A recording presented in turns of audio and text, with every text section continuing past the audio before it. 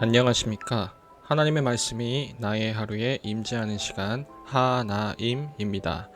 오늘 하루도 하나님의 말씀을 통해서 우리의 목마름을 채움받는 귀한 시간 되길 기대합니다. 네, 오늘은 히브리서 4장 14절부터 5장 10절까지 말씀입니다. 우리 함께 성경을 펴서 천천히 따라 읽도록 하겠습니다.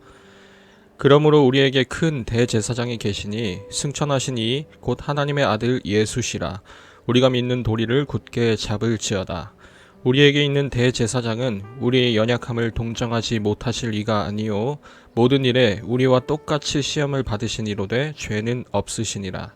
그러므로 우리는 긍휼하심을 받고 때를 따라 돕는 은혜를 얻기 위하여 은혜의 보좌 앞에 담대히 나아갈 것이니라. 대제사장마다 사람 가운데서 택한 자이므로 하나님께 속한 일에 사람을 위하여 예물과 속죄하는 제사를 드리게 하나니 그가 무식하고 미혹된 자를 능히 용납할 수 있는 것은 자기도 연약에 휩싸여 있음이라. 그러므로 백성을 위하여 속죄제를 드림과 같이 또한 자신을 위하여도 드리는 것이 마땅하니라. 이 존귀는 아무도 스스로 취하지 못하고 오직 아론과 같이 하나님의 부르심을 받은 자라야 할 것이니라. 또한 이와 같이 그리스도께서 대제사장 되심도 스스로 영광을 취하심이 아니요 오직 말씀하신 이가 그에게 이르시되 너는 내 아들이니 내가 오늘 너를 낳았다 하셨고 또한 이와 같이 다른 데서 말씀하시되 내가 영원히 멜기세덱의 반차를 따르는 제사장이라 하셨으니 그는 육체에 계실 때에 자기를 죽음에서 능히 구원하실 이에게 심한 통곡과 눈물로 간구와 소원을 올렸고 그의 경건하심으로 말미암아 들으심을 얻었느니라. 그가 아들이시면서도 받으신 고난으로 순종함을 배워서 온전하게 되셨은즉 자기에게 순종하는 모든 자에게 영원한 구원의 근원이 되시고 하나님께 멜기세덱의 반차를 따른 대제사장이라 칭하심을 받으셨느니라. 여러분, 우리가 지난 4장까지 계속해서 자신의 안전을 보장받을 수 있는 유대교와 또 예수님을 믿는 그 믿음 사이에서 갈팡질팡했던 이 유대인 신자들의 모습을 살펴왔었는데요. 그런 사람들에게 히브리서라는 편지를 기록한 어떤 사람은 유대교에서 따르는 그 옛 언약보다 지금 예수님을 통해 새롭게 시작된 이 새 언약이 훨씬 더 탁월하다는 것을 차근차근 하나하나 주장해 왔었죠. 그 내용을 정리하자면 예수님이 천사들보다 비교할 수 없이 뛰어나다는 내용이 있었고 또 모세보다 탁월하시다는 내용, 그리고 지난번 본문처럼 그 옛날 가나안 땅을 정복했던 이 여호수아를 통해 주어진 것보다 더 훨씬 나은 그 안식을 주시는 분이 바로 예수님이시다라는 내용을 우리가 정리해 볼 수 있겠는데요.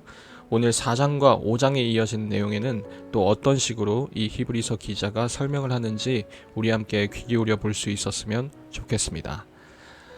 여러분, 오늘 4장 후반부와 또 5장에서는 이제 본격적으로 한 가지 단어가 중심 주제로 부각되기 시작하는데요. 바로 우리가 앞에서도 살짝 살펴보았었던 이 대제사장이라는 단어입니다. 그런데 여기서 말하는 대제사장은 모세의 형이었던 그 아론 계통에 쭉 이어져 내려왔던 그 대제사장 계보를 말하는 게 아니라 아예 다른 대제사장을 언급하는데요. 바로 멜기세덱의 반차를 따른 대제사장이라는 아주 수수께끼 같은 그런 표현을 써서 언급을 하게 되죠. 여기서 우리는 좀 혼란스러워지기 시작하는데 좀 간추려보자면 한 두 가지 정도 궁금증이 들 겁니다. 첫째는 이 멜기세덱이라는 인물 자체에 대해서 우리가 잘 모르겠다라는 그런 궁금증이고, 둘째는 왜 아론 계열이 아닌 굳이 새로운 계열의 대제사장을 언급하는지 그 의도에 대한 궁금증일 겁니다. 이 부분에 착안해서 우리가 좀 살펴보도록 하죠. 사실 유대교에 있어서 그 핵심이 있다면 아무래도 율법과 성전이라는 개념일 겁니다. 거기서 주축이 되는 개념들이 바로 앞서 등장했던 모세가 되겠고, 또 그 율법의 중개자 또 수여자였던 천사들이 되는 거죠. 그리고 이 둘 못지않게 율법에 있어서 아주 중추적인 역할을 하고 또 후에 성전과 관련된 여러 부분에서도 중심적인 역할을 감당했던 부류가 있는데, 그게 바로 아론 계열의 제사장들, 레위 계통의 제사장들이었습니다. 그런데 사실 이 아론 계통의 대제사장에게는 한 가지 뚜렷한 한계가 있었습니다. 레위기 본문에 보면 이런 부분이 있어요. 제가 몇 가지만 간략하게 추려서 읽어드릴게요. 너는 제단에 나아가 내 속죄제와 내 번제를 드려서 너를 위하여 그 다음에 백성을 위하여 속죄하고 또 백성의 예물을 드려서 그들을 위하여 속죄하되 라는 부분이 있고, 그리고 자기를 위한 속죄제의 수송아지를 드리되 자기와 권속을 위하여 속죄하고 같은 날 그는 또한 백성을 위하여 속죄제 염소를 잡아야 한다 라는 부분이 있습니다. 결국 이 아론 계통의 대제사장이 가진 한계가 뭐냐면, 이 죄인들의 대표이긴 했지만 그들 역시도, 이 대제사장 역시도 똑같은 죄인 중에 한 사람이었다는 거예요. 대제사장 역시도 자신의 죄를 용서받아야만 하나님께 겨우겨우 나아갈 수 있는 그런 죄인에 불과했던 겁니다. 그런 면에서 자신과 같은 죄인들의 상태를 같이 공감하는 데에는 아무런 문제가 없겠지만, 반대로 말하자면 그들과 같이 지금 죄 아래에 놓여 있는 똑같은 죄인이기 때문에 그들 스스로를 도울 수 있는 그런 능력은 없다라고 볼 수 있겠죠. 결국 이 죄인들에게 필요한 것은 우리와 같은 처지에 놓인 패배자가 아니라 승리자일 텐데 말입니다. 여러분, 그래서 그전과는 다른 대제사장이 필요했던 거예요. 아주 특별한 대제사장이 말입니다. 우리의 처지를 공감해 줄 수 있으면서도 또 우리를 건져낼 수 있는 그 능력을 갖추신 분 말입니다.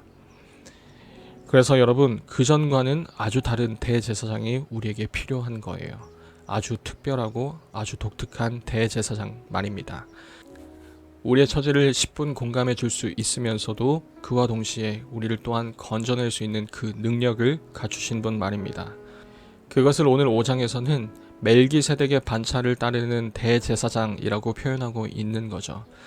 사실 이 뜻에 대해서는 7장에 이르러서야 히브리서 기자가 제대로 설명해주고 있어서 저도 오늘 이 시점에서는 이 뜻에 대해서 설명을 자제하도록 하겠습니다.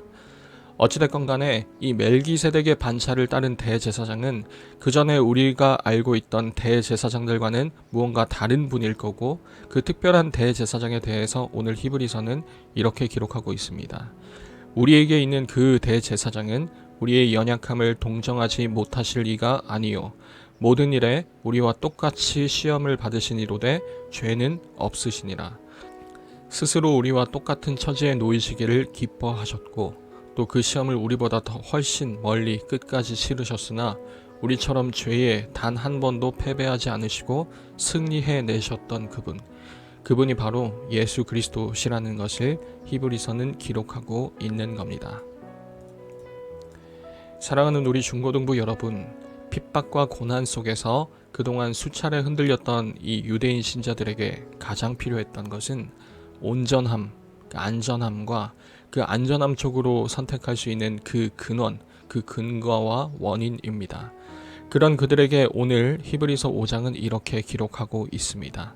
그가 아들이시면서도 받으신 고난으로 순종함을 배워서 온전하게 되셨은즉 자기에게 순종하는 모든 자에게 영원한 구원의 근원이 되시고 하나님께 멜기세덱의 반차를 따른 대제사장이라 칭하심을 받으셨느니라. 지금 핍박과 환난 가운데 가장 목말라하는 그 두 가지가 예수님을 통해 설명된다라고 기록하고 있는 거죠. 여러분, 멜기세덱이라는 이름의 뜻은 나의 왕은 의로우신 분이다 라는 뜻입니다. 환난과 핍박 속에서도 나의 왕은 의롭다 라고 끝끝내 고백할 수 있도록 하시는 단 한 분, 그 선택지, 그리고 이 선택이 틀리지 않았다는 확신이 동시에 되어주시고, 그래서 우리로 하여금 감사와 노래의 대상이 끝끝내 되어주실 그분, 우리의 온전함과 우리의 그 근원이 되어주시는 분, 그분이 바로 우리가 믿는 예수 그리스도이십니다. 오늘 하루의 삶을 돌이켜볼 때 혹 여러분의 삶이 여전히 헝클어져 있는 것 같지는 않으셨습니까? 온전하다기보다는 뭔가 찝찝하고 확실한 근거가 마련되어 있다기보다는 여전한 그 불안감 속에서 이것저것 대보면서 또 그 근거를 두들겨보고 또 의심해보고 있지는 않으셨습니까? 바라기는 우리의 삶의 유일한 온전함, 그리고 유일한 그 근원이 되어주신 예수님을 다시 한번 바라볼 수 있었으면 좋겠습니다. 사랑하는 여러분, 오늘 하루를 마무리하시면서 내 삶의 이유라 라는 찬양을 한번 들어보시면 어떨까요? 그 찬양을 통해서 다시 한번 우리가 우리 앞서가신 그 대제사장을 따라 우리도 담대하게 하나님의 은혜의 보좌로 한 걸음 나아갈 수 있는 우리 중고등부가 다 되었으면 좋겠습니다. 매일 저녁 9시 하나님의 말씀이 나의 하루에 임재하는 시간, 오늘은 이것으로 마치도록 하겠습니다. 모두들 평안한 밤 되시기 바랍니다.